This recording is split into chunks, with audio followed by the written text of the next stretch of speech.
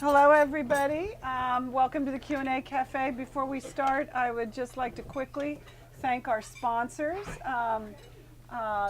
Georgetown Cupcake, who will be feeding you dessert today, Linens of the Week, on whose tablecloths. I thought you were the Georgetown Cupcake. Oh my God. Oh, I'm going to stop right now. I've forgotten all the rest of our sponsors. No, Prairie Capital, whose very person is here today, and they're not involved with Madoff.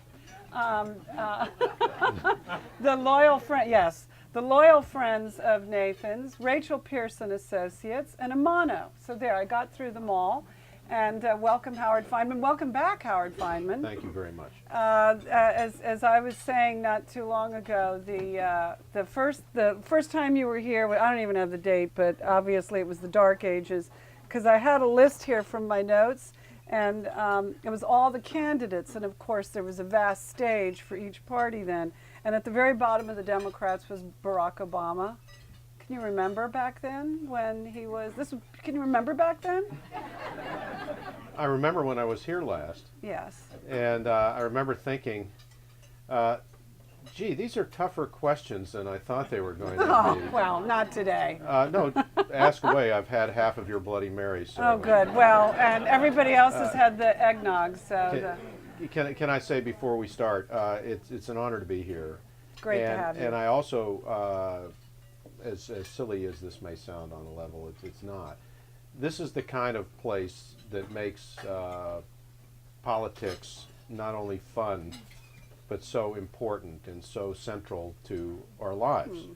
And it was in coffee houses and bars like these that the founders, when they weren't drinking too much of Carol's Bloody Mary, figured out what we were about as a people. And they did it with conversation, and they did it with questions and answers, and they did it with argument, and that's the first of many plugs for my book that you're going to hear. And so this is essential to things, and I'm honored to be part of it.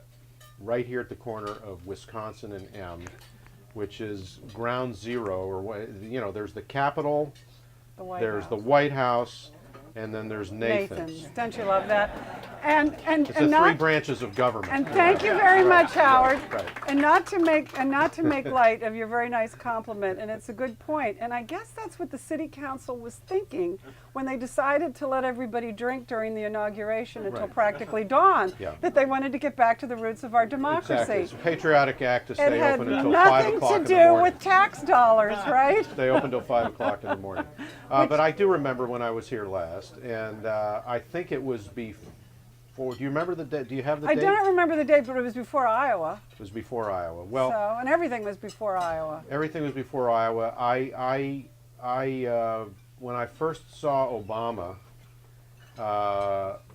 arrive in the United States Senate, I was utterly struck by the fact that nobody with that sense of destiny and charisma had arrived there since, I guess, before my time, which is when Jack Kennedy was on the Hill.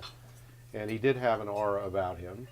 And the moment I remember most vividly is the one that happened on the morning of February 10th, 2007, when, like a lot of other people, I was in Springfield, Illinois, to watch Obama declare his candidacy from near the portico of the old State House in Springfield. It was a very cold morning, but an incredibly memorable one, because you did feel, at least I felt, and I think I did write at the time, that this election was going to be about Obama. In a weird way, it was going to be, okay, do we want him or don't we want him? It was going to be that simple. It was going to be that simple, because I felt that it was very likely that the Democrat was going to win for historical reasons. And that's not the same as asking, are we going to want Hillary or not want Hillary? No, it's not, because it's like you didn't have Hillary in the equation then. Well, Hillary had to be in the equation. She was the front runner. She was the establishment candidate.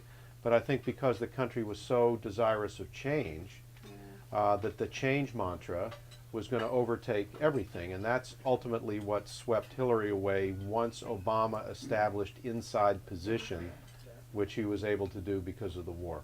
That speech that you heard in Springfield was obviously a great speech. Of really many remarkable speeches he gave during the campaign, is there one that you think was the most important of all his speeches that he gave during the campaign that made the most difference? If you think about it, for better or worse, and we'll see, Obama's career has been built on a series of speeches.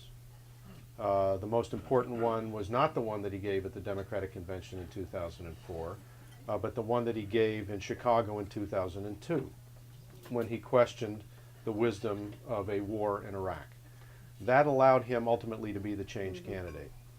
Then he gave that speech on the floor of the at the convention in Boston in 2004, where he said very memorably, we're not red state America and we're not blue state America, we're the United States of America. A very simple statement, but one that seemed at the time very profound given the circumstances. Then the speech at the Jefferson-Jackson dinner in Des Moines, Iowa, in the early fall of 2007, which established him as a true competitor to Hillary Clinton, that he could carry that weight. And then the speech that he gave at Invesco Field in front of 80,000 people in Denver. And finally, the speech that he gave on election night in Chicago.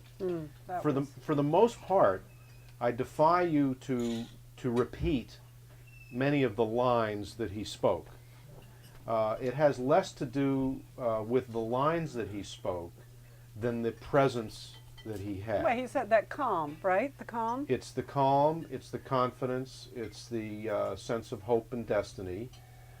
It's his very being as an expression of unity in his own DNA, and his sense of confidence that made him attractive at a time people wanted change, but confidence at the same time.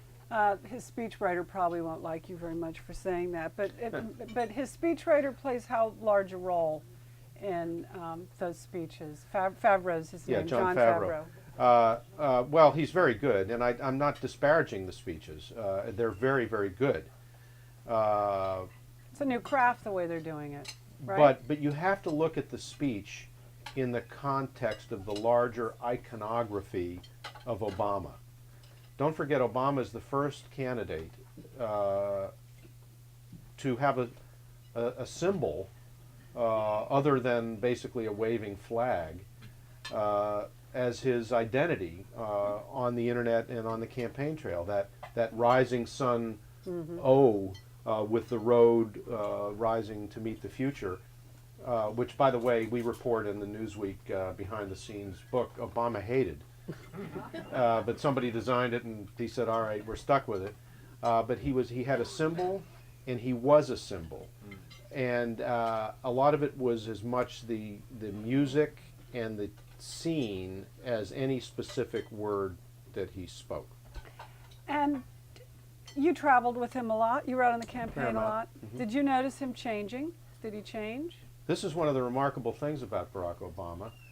He didn't change his strategy from beginning to end, essentially, and he didn't change himself from beginning to end.